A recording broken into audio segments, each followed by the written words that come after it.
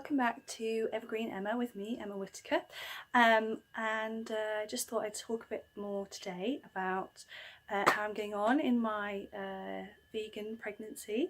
So I'm 19 weeks now, nearly 20 weeks. I get to have my 20-week scan in a week and a half, find out if it's a girl or a boy, so that's really exciting. So I said when I told you about this that I was trying out some workout DVDs, so I've been doing this, the 10-minute solution prenatal Pilates. I've been managing to get in a 10-minute workout most mornings before my daughter wakes up, and I'm really enjoying it. I have to say it's quite hard. I think I'd find some of the exercises quite challenging even if I wasn't pregnant, but I think I am finding it easier now. I've been doing it for a few weeks, so I would recommend that. It's really good. Things I'm doing to stay healthy, tips from me, don't know how good they are, but you can try them, is really just keep moving. You've really got to keep moving. I feel so much better in this pregnancy than I did when I had my daughter. I don't know if that's because I'm healthier than I was then. I think I'm eating better. I wasn't a vegan when I was pregnant with her, and I was not eating as well. I wasn't as happy as I am now. I was doing a lot of comfort eating, eating a lot of snacks and little treats to kind of cheer myself up. So I feel a lot better now. So I think that's really helping. And so I'm trying to do my Pilates, and I still walk the dog every day, carrying my daughter in a rucksack, so that's really good exercise. I walk for about 45 minutes to an hour every day carrying her, so I think that's really helping me keep fit. And I don't know how long I'll be able to keep doing that, but I'm just going to keep going until I feel like I have to stop doing that, and then I'll just have to push her in the pushchair instead. But I'll keep walking. I will keep walking. Even in my last pregnancy, I walked the dog every day up until the day before I had her. I walked the dog every day, and I really think that's so important, just to keep active, to keep moving as much as you can. And with regards to eating, you really need to, obviously you need to be fueling yourself with energy. You can be really tired when you're pregnant, but I have to say I feel so much better now that I am eating much better. Obviously I'm eating vegan, but it doesn't just have to be vegan. You just want to think about eating whole plant-based foods more, even if you're still eating meat and fish. You need to think about eating not a lot of refined sugar. Now we, a couple of years ago, we started cutting down on refined sugar. When I started investigating a bit more and hearing a bit more about how bad it was and how addictive. Sugar is more addictive than cocaine to us. So we really need to try and cut that out, because the reason that we keep having it is because we're completely addicted. We've really tried to cut out most refined sugar from our diet, and I don't think we haven't cut out everything, but we've done as much as we can. We made some really easy switches.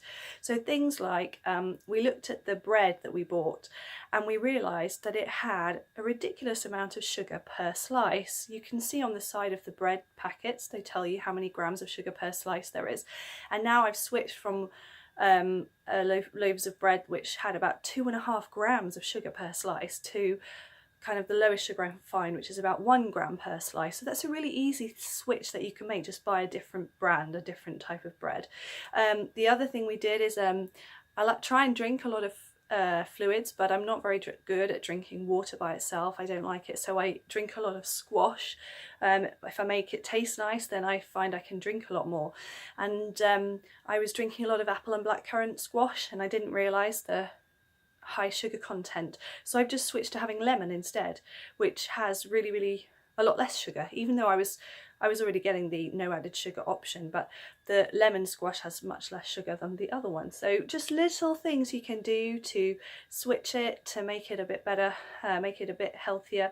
And the other thing that I always try and do, and I will be trying to do later today when my daughter is at nursery, is I try and do some baking once a week. And I try and bake maybe some flapjacks, maybe a cake, something, so that I've got a little treat that I can have, but I know that is healthy. It doesn't contain any dairy, and it doesn't contain any refined sugar. So I bake a lot of things from recipe books such as the Deliciously Ella books, Naturally Sassy, some vegan cookbooks that I use, and a lot of them use non-refined sugar things to sweeten them, so things like maple syrup or dates, bananas, things like that to sweeten them, rather than just using sugar.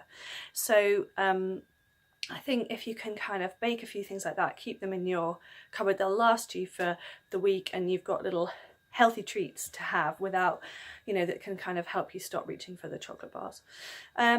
So I think those are the things I'm really doing to try and help me feel better, feel healthy in my pregnancy. Just keep moving, keep eating healthily, and just eating the same volume as you do normally, not eating loads more. You don't need to eat a lot more.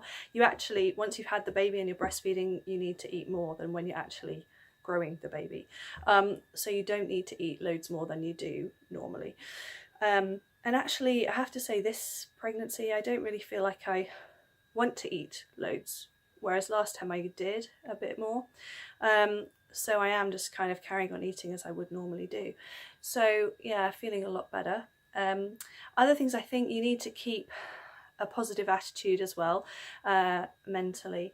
I think last time I was a lot more stressed about the whole concept of having a baby and what it was going to do to my body and how I was going to get my body back afterwards. And kind of having gone through that once, you know that it's achievable. You know, I've done it once. I think I can do that again. I've got a plan.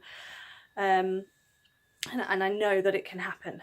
And I think it's really scary the first time, because you think, I'm never going to be the same again, and what's this going to do to me? And I think my advice to you, if you are in your first ever pregnancy, is you have to relax, and you just have to go with it, because it's what our bodies are made for. And obviously I'm going to be making videos when I've had the baby, and I'll show you what I'm doing to try to get back into shape, to try to recover me.